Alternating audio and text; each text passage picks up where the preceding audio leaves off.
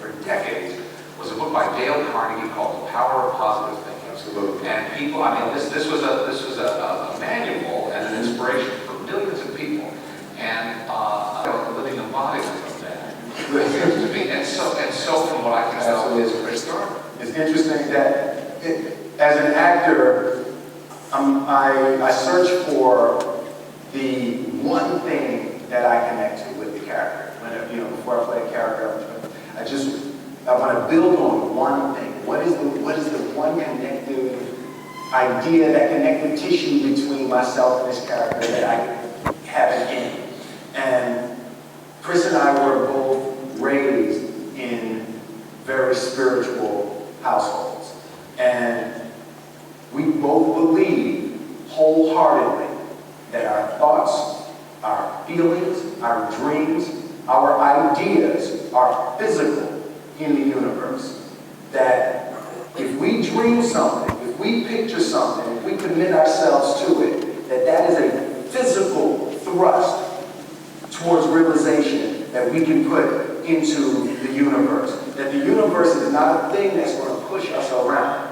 That the world and people and situations are not something that are going to push us around. That we are going to bend the universe and command and demand that the universe become what we want it to be.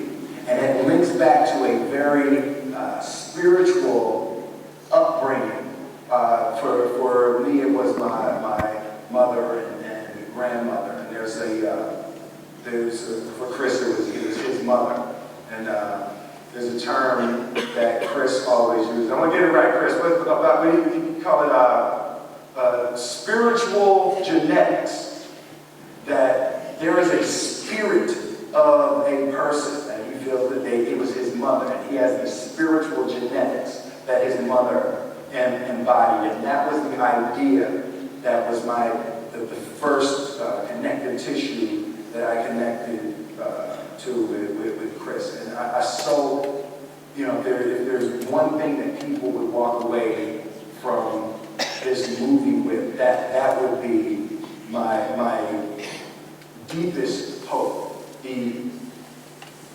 Someone asked me the question I was in Europe a few weeks ago promoting the movie, and the person asked me what is my preoccupation with happy endings, right? And I was sort of thrown by that a little bit, Am I preoccupied with happy endings? And the tone was as if that was unrealistic. And the question threw me because I feel like, don't we all want a happy ending? Like, is anybody sitting out there right now like, damn, I hope I get hit by the car when I run outside? This night been too good, man. I just want somebody to run me the hell over when I walk out. And I feel like the first thing, you have to believe it, right? Like, you've got to believe that you can be married happily for 50 years if you ever expect to be married happily for 50 years. Like, you can't talk about how unrealistic, you can't talk about how unrealistic it is to be married happily for 50 years and expect it to happen. It's unrealistic to walk in a room and flip a switch and lights come on. That's unrealistic. Fortunately, Edison didn't think so. It's unrealistic to bend some... Hey! Security! It's unrealistic to think you're going to bend a piece of metal and fly people over an ocean in that metal. That's unrealistic. But fortunately, the Wright brothers and others didn't believe that. And it just seems like such a ridiculous idea to me to embrace the idea that it's not going to happen and that's not real for that to happen. As soon as you say it, now you just made that real. I connected to also with racism. People ask me about racism in Hollywood.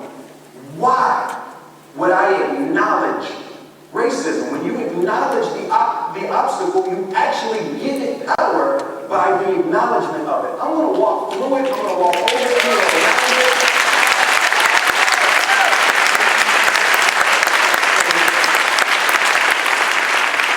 So I would say that my preoccupation is with the power that we all possess individually. And I refuse to relinquish my power. So my preoccupation with the happy ending is that is our power. The belief in that possibility is our power. And don't give it away to